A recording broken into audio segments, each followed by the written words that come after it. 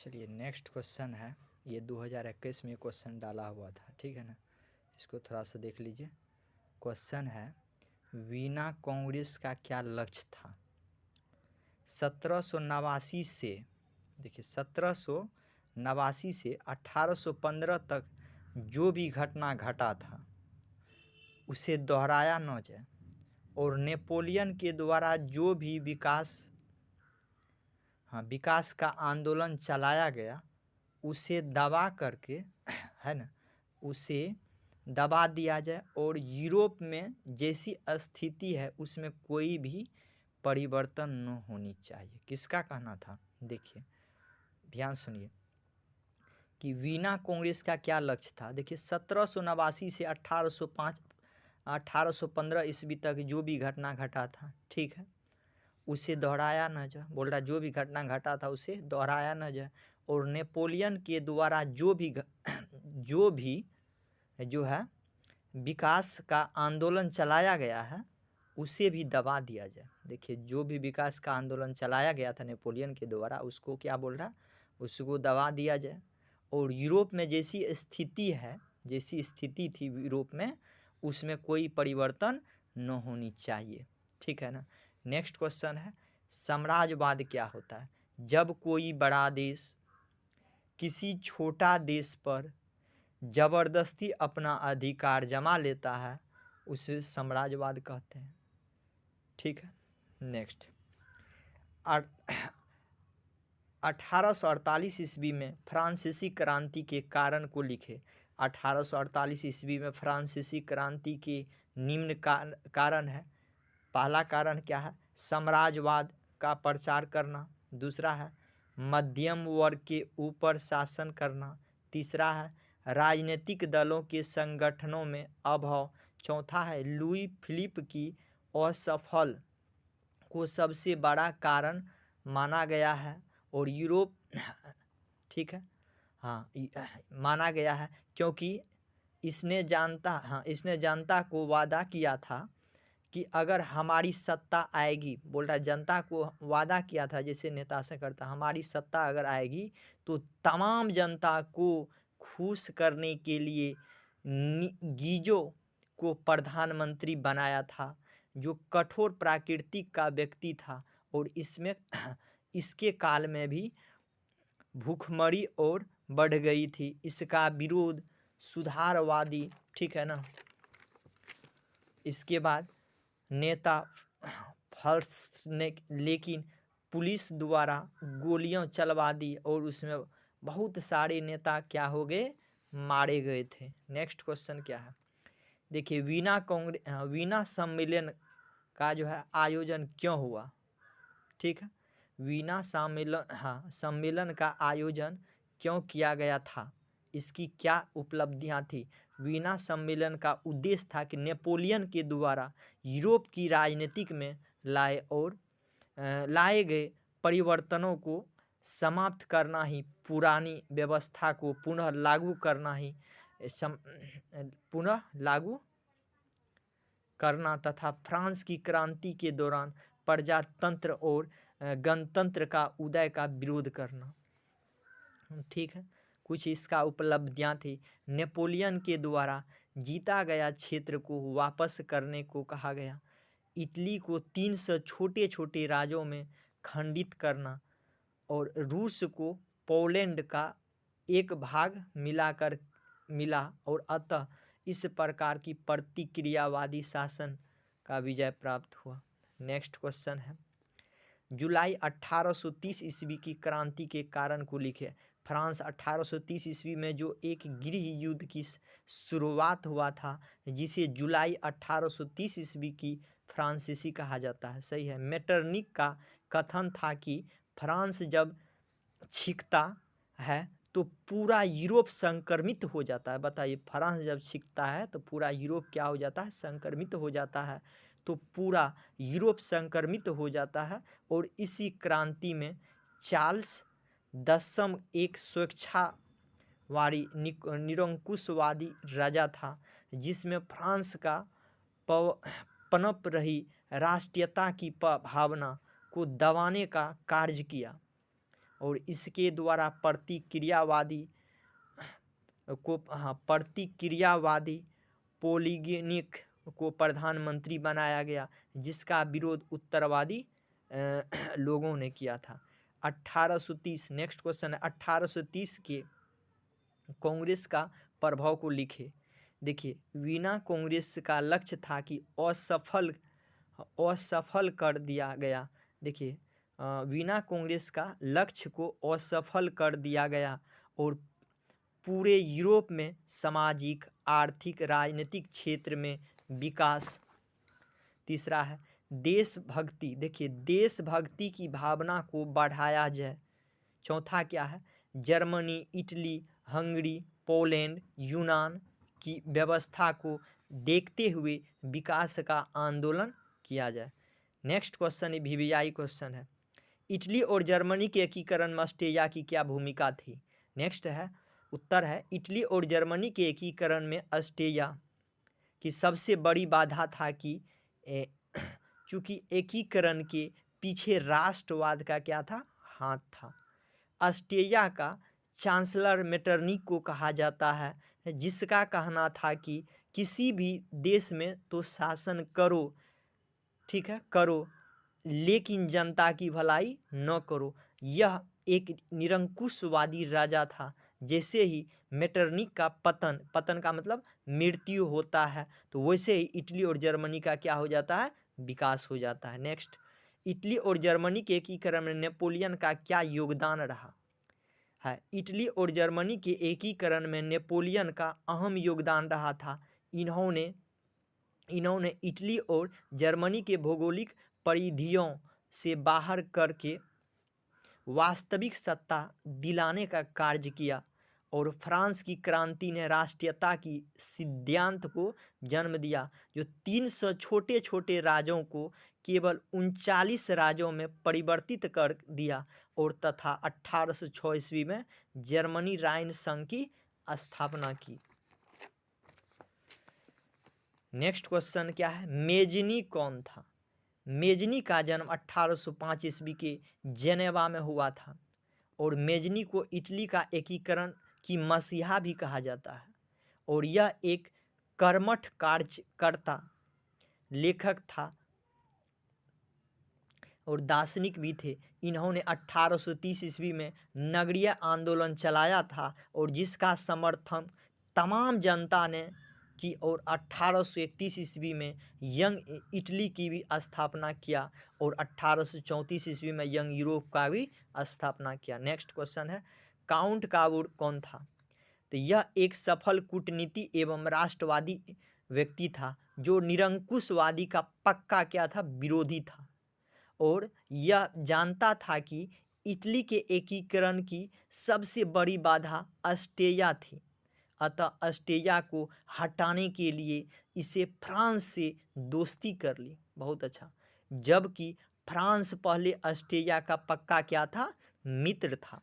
ये इटली और जर्मनी के क्षेत्रों में विकास करना चाहते थे, लेकिन इस प्रकार इटली के समस्या को उन्होंने एक राष्ट्रीयता समस्या बना लिया। नेक्स्ट क्वेश्चन है, इटली के 3 भूमिका कौन कौन से। मेजनी के लिए आत्मा, दूसरा है काबूर के लिए बुद्धि, तीसरा है गौरीवोल्डी के लिए तलवार और चौथा है कि अपवाद में विक्टर के लिए पूरा शरीर।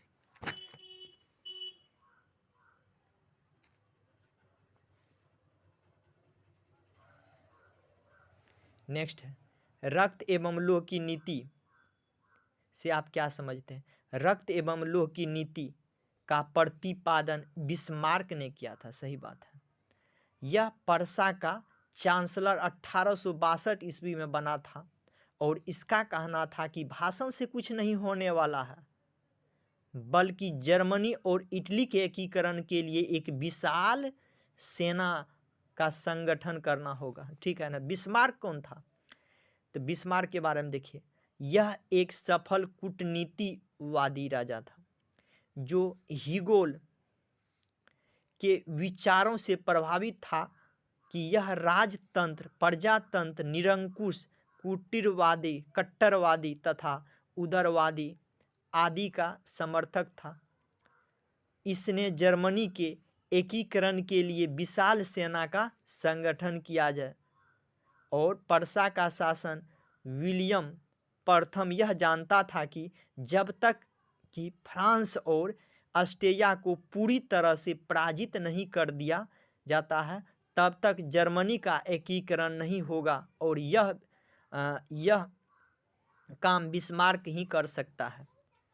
नेक्स्ट देखिए क्वेश्चन है कि जर्मनी के एकीकरण में बिस्मार्क का क्या क्या योगदान रहा था। नेक्स्ट वीवीआई क्वेश्चन है, जर्मनी के एकीकरण में बिस्मार्क का अहम योगदान रहा था। जब से यह पर्सा का चांसलर बना तब से इसका मुख्य उद्देश्य था कि जर्मनी का संगठन ऑस्ट्रिया को सत्ता को मिटा देना है। इसके लिए चाहे मुझे आंतरिक या बाह्य युद्ध क्यों न लड़ना पड़े, इसने रक्त एवं लोह की नीति भी अपनाया था और इसका कथन था कि भाषण की नीति से कुछ नहीं होगा। जर्मनी में एकीकरण के लिए एक विशाल सेना संगठन किया जाएगा जिसमें सेना को उत्तम क्या देना चाहिए, भोजन देना है, उत्तम सुविधा करना है और सही समय पर उसको वेतन दिया जाए।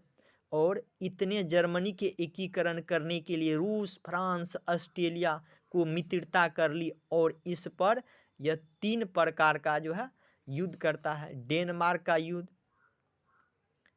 और ऑस्ट्रेलिया का युद्ध और पर्सा का युद्ध। अब डेनमार्क में क्या है, यह युद्ध राज क्षेत्र को लेकर हुआ था जिसमें विशाल बिस्मार्क ऑस्ट्रिया के साथ मिलकर के किया था। इसने पर्सा को सोल्सविंग तथा ऑस्ट्रिया को होल्स्टीन मिला और ऑस्ट्रिया का युद्ध में क्या था 1866 ईस्वी में हुआ था। इस युद्ध में पर्सा ने ऑस्ट्रिया को बुरी तरह से क्या किया, हरा दिया। नेक्स्ट क्वेश्चन है, हाँ देखिए तीसरा में था फ्रांस पर्सा का युद्ध 1870 ईस्वी में हुआ था। यह युद्ध सोडोबो के मैदानों के लड़ा गया था और स्पेन की राजगद्दी को लेकर इस युद्ध में भी ऑस्ट्रिया को फ्रांस की बुरी तरह से हार हो गई और अतः बिस्मार्क ने पूरे यूरोप को मानचित्र में बदल कर रख दिया था। जालबेरिन क्या है बताइए। जालबेरिन यह एक प्रकार की व्यापारिक संस्था है जिसका निर्माण 1834 ईस्वी में किया गया था और जर्मनी में 1844 ईस्वी में इसका सदस्य बना और पर्सा से। गौरीबोल्डी क्या था, 1860 ईस्वी में इटली के संगठित क्षेत्र बना चुका था और लेकिन इटली के कुछ क्षेत्र में जैसे सिरली, नेपल्स के क्षेत्र में जोश खरोश के साथ अधिकार करने का प्रयास करता है। यह पेशों से नाविक था जबकि सैनिक भी इसके लिए तलवार शब्द का प्रयोग किया था और यह मेजनी का समर्थन भी था और मेजनी का सपना को पूरा करना चाहता था। इन्होंने अपने सेना के नाम पर ही लाल कुर्ती का गठन किया था। इसने 1862 ईस्वी में रोम पर आक्रमण किया और विरुद्ध काउंट काबूर ने किया और अतः अपना जीता हुआ सारा क्षेत्र विक्टर को सौंप दिया। बहुत अच्छा, जो इसका शासक था और खुद एक साधारण किसान के रूप में जीवन बिताने लगा। बहुत अच्छा।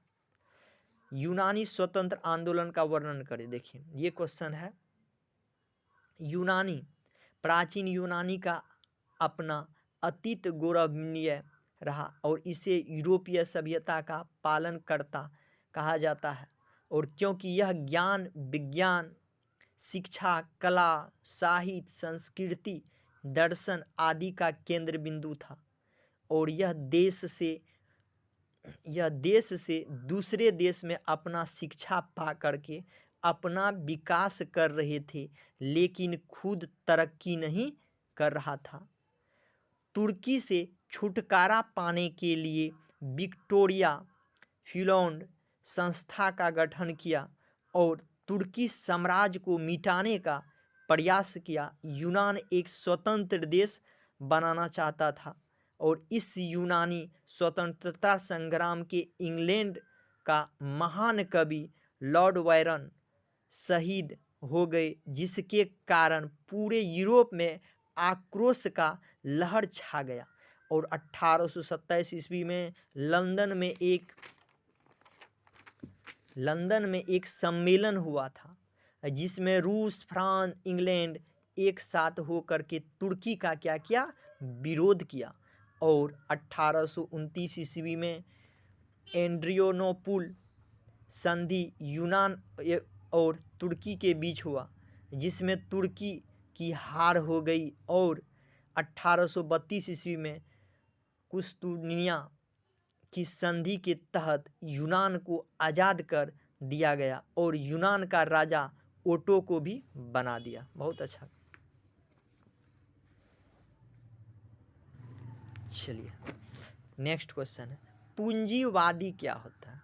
देखिए, पूंजीवादी से तात्पर्य एक ऐसी अर्थव्यवस्था से है जिसमें उत्पादन के साधन पर व्यक्तिगत स्वामित्व होता है। ठीक, नेक्स्ट क्वेश्चन, खूनी रविवार क्या होता है? बताइए। खूनी रविवार आगे देख लेते हैं, वो वीडियो डाल दिए हैं खूनी रविवार के बारे में, स्वरभारा भी हो गया है। नेक्स्ट क्वेश्चन है, हाँ ये क्वेश्चन देख लेते हैं। क्रांति के पूर्व है ना, क्रांति के पूर्व रूसी किसानों की क्या स्थिति थी? रूस में जनसंख्या का बहुत जो है संख्यक जो है भाषा कृषक थे, जिसको स्थिति अत्यंत दयनीय थी। 1861 ईस्वी में जार एल्गोरेंड द्वितीय के नाम से कृषि दासता समाप्त कर दी। ये क्वेश्चन VVI नहीं है, छोड़िए। एक तरफा जो है अनुबंधन व्यवस्था क्या था?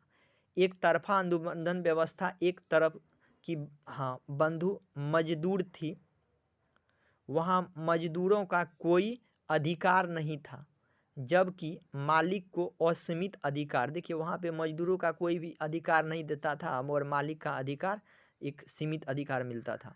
और वायुदाई कौन था?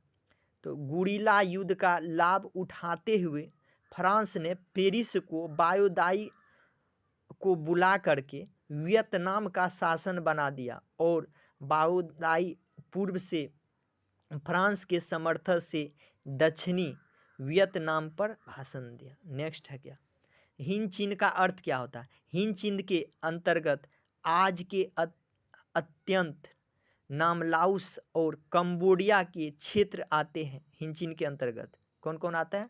लाओस, ठीक है, और कंबोडिया के अंतर्गत आते हैं। इसकी उत्तरी सीमा म्यांमार एवं चीन को छूती है और दक्षिण की चीन सागर से पश्चिम की म्यांमार क्षेत्र है। जेनेवा क्या होता है? जेनेवा समझौता क्या होता है और किनके बीच हुआ था? 1954 ईस्वी में जो जेनेवा के हिंद चीन समस्याओं पर वार्ता हेतु सम्मेलन पर क्या किया, बुलाया गया, जिसने जेनेवा समझौता कहते हैं। जेनेवा समझौता ने पूरे वियतनाम को 2 हिस्सों में क्या किया था, बांट दिया गया था। हुआ हुआ आंदोलन क्या होता है? देखिए, हुआ हुआ आंदोलन जो है एक बौद्धिक धार्मिक क्रांतिकारी आंदोलन था। कैसा कैसा? बौद्धिक धार्मिक क्रांतिकारी आंदोलन था, जो 1969 ईस्वी में जो शुरू हुआ था, जिसके नेता हुनी है ना, हुनी फूसो था। कौन था? हुनी फूसो।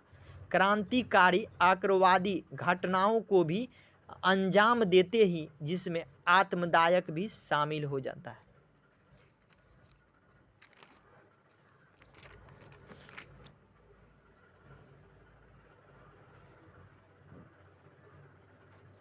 चलिए देख लेते हैं हिंद चीन के बारे में।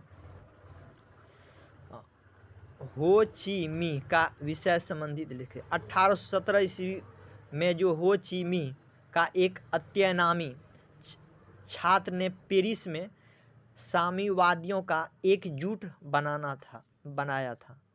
बाद में जो हो ची मिन्ह शिक्षा प्राप्त करने मॉस्को गया और साम्यवाद से प्रेरित होकर के 1925 ईस्वी में अत्यनामी क्रांति दल का गठन किया। अतः 1930 ईस्वी के अत्यनाम के बिखरे राष्ट्रवाद गुटों को एकजुट अत्यनाम कांग्रेस संघ दंग अत्यनाम के कम्युनिस्ट पार्टी की स्थापना की और वह अग्र विचारों को चलनेवादी पार्टी था।